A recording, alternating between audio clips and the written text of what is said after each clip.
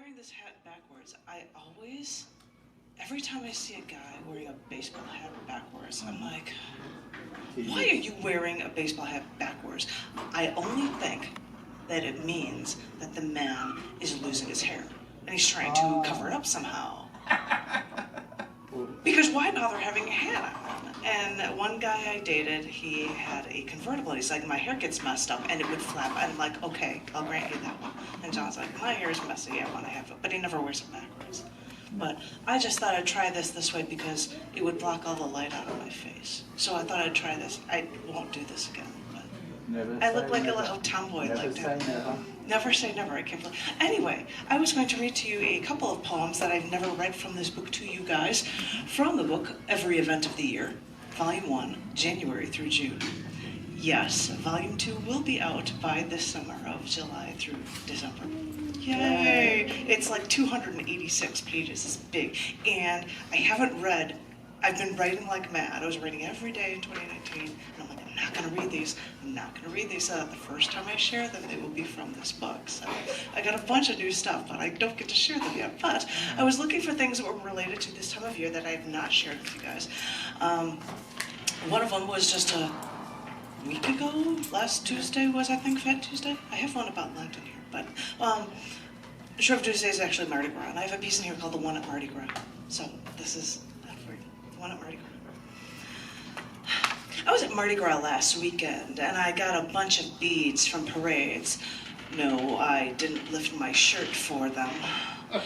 And a friend of mine had a balcony on Bourbon Street, and so we were on it on Friday night, and there were swarms of people stretched over a mile. It was a mob. No one could walk, and the crowd just kind of carried them all along.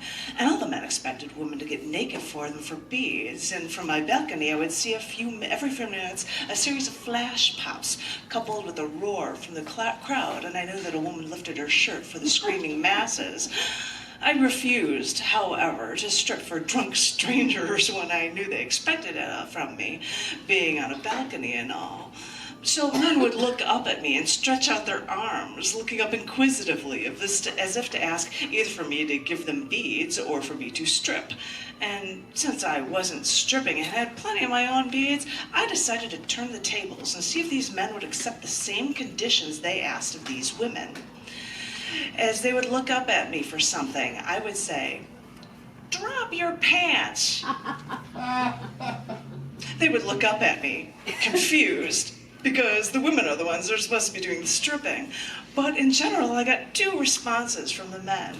Either they would look at me as if I was crazy and walk away, or they would just shrug their shoulders as if to say, okay, and then they would start to unzipping their pants. And then they'd make a gesture to turn around as if to ask, do you want to see my butt? and then that's when I'd yell, the front! And then they'd drop their pants, they'd turn back around, they'd drop their pants to their underwears to their knees, and then they'd start moving their hips, which I never asked for, by the way.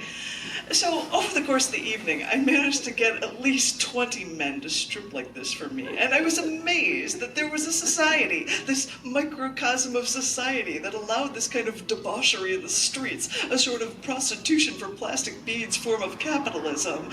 So I was reveling in this bizarre annual ritual when this one man, average to everyone else, wearing gray and minding his own business, decided to look up at me. So I asked him to drop his pants, and instead of disgustedly leaving or willingly obliging, he just crossed his arms in front of his chest and looked up at me as if to say, "You want me to do what? You naughty, naughty girl." And he smiled and looked up at me, and then it occurred to me that I had finally found someone in this massive crowd that thinks the way that I do. And now, New Orleans has a population, from what I hear, of about 1 million, but during Mardi Gras, they have like 9 or 10 million people there. And all I could think was that of all of these people here, I finally found someone who wouldn't blindly do as I asked, but at the same time, didn't think I was crazy for asking. Of course, as I looked at him, I also happened to think that he was stunning. By far the best looking man I'd ever seen there that entire night. He looked like he had style. He looked like he was self-confident. But then again, I'm nearsighted, and I was on a balcony drunk at Mardi Gras. So we had an impasse when he wouldn't strip, and neither would I. So his attention would wander, and it eventually was diverted to other balconies. But I noticed for the next half hour that he never left from under my balcony, and every once in a while he would still turn around and look up at me. Oh boy, I was thinking the entire night, I know this is no way to start a relationship. I mean, I don't even know if this guy lives anywhere near me, and I haven't even had a real conversation with him. But he must be just near perfect. And all this time, we were just screaming and partying at Mardi Gras, and he would still occasionally turn around and look up at me and see if I was still there. And then finally, he looked up at me, signaling that he had to move with his friends. And so I held up my index finger to make him wait, and then I threw a bunch of beads at him. Part of me threw them because he was a good sport, putting up with my taunting and not giving in. But a part of me threw them because I saw in him that strong sense of values and that strong sense of self-worth, that sheer love of life, that desire to be alive that I possessed all along and been always longing to see in someone else. Don't want to hurt cry.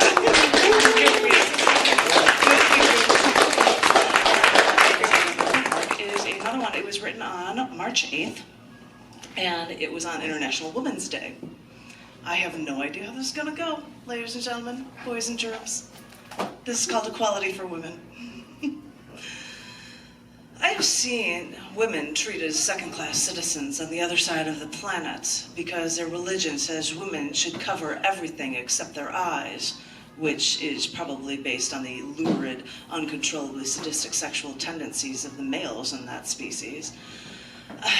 I was in Luxembourg on the only warm day in my first European trip, so I wore shorts and didn't know that I'd be seen as a whore because I wore shorts. Apparently I missed that customs training. I can't help but think that men can wear shorts, but apparently women cannot.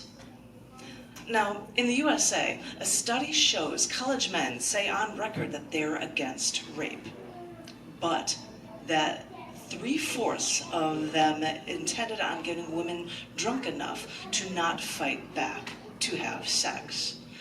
I know the law, boys, and that is rape. It's just that you don't want to say you're okay with treating women as nothing.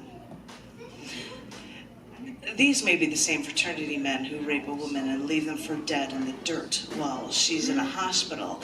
Others press charges against this man, and after a preponderance of evidence, a judge then lets the man off with 3 years probation and an expunged record. It's really amazing now to see such equality for women. I could start listing details about how across all industries and across all states in America women make less money than men, how it's even worse for women who aren't white. A quarter of women are raped or sexually abused, and 1/4 of all married women live with irregular domestic abuse. But really, who wants to hear more numbers like that? This should be a feel-good piece about equality for all women. This should be a glowing commendation for women with power, like Angela Merkel, Chancellor of Germany, reigning supreme as the most powerful woman in the world for the past 8 years. Women are CEOs of GM, YouTube, even Fidelity Investments. Think of the power of female celebrities like Oprah Winfrey. And I don't care if you have an issue with Angelina Jolie, but she's a NATO goodwill ambassador to assist refugees. I could list the most philanthropic women, but some of them are only so philanthropic because of their husband's money. I could talk about more women now holding political offices in the United States, but if men reigning supreme in politics won't understand what women want, well, maybe more women would. Or maybe I could talk about the fact that the first female astronauts through only today are now the people that are reporting the first all-female spacewalks. First all-female spacewalk. That's so cool. Sorry, interjected. Sorry. I know Americans landed man on the moon 50 years ago, but it took American women another 15 years to join the space race. Wait a minute, this was supposed to be all about the whole equality thing, so it's just so easy to get sidetracked when you look at this uphill battles that we've had to climb to gain any real respect. Because yes, decades to centuries ago, women had it so much worse. We had to fight for the right to vote. I mean, the US Constitution had to be amended to allow it because we women needed proof that our rights couldn't be taken away from us. And even recently, we women have had to literally take the bull by the horns to prove that we can fight with the big boys, not only in combat in the military, but also in the workplace and at home. So, women, keep up the good fight. Like throughout history, from Nefertiti to Cleopatra, Joan of Arc, to scientists like Marie Curie. We all have this ability to grow above and beyond what men expect. So, whether or not all the men agree with us women, know that all women are equal to men. I believe in women, and more importantly, all women must remember that they are equal too. It's second nature for us to keep fighting for the good fight, so I know that all women are behind you, because you are worth it.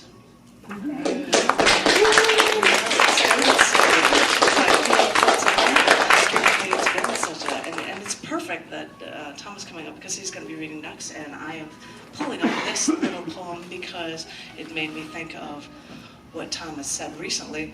What did I say? What did I say? Well, you'll find out. I will find out. I've been, because somebody suggested it, writing Twitter-length poems for every element of the periodic table.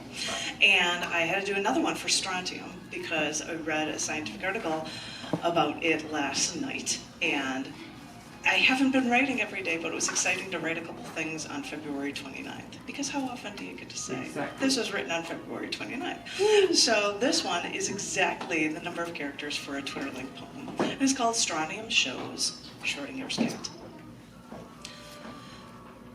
An electron is as elusive as Schrodinger's cat. Until we detect it, we can't know where it is. See a strontium ion missing electrons. Remaining electrons wonder which orbit to take. A high one? A low one?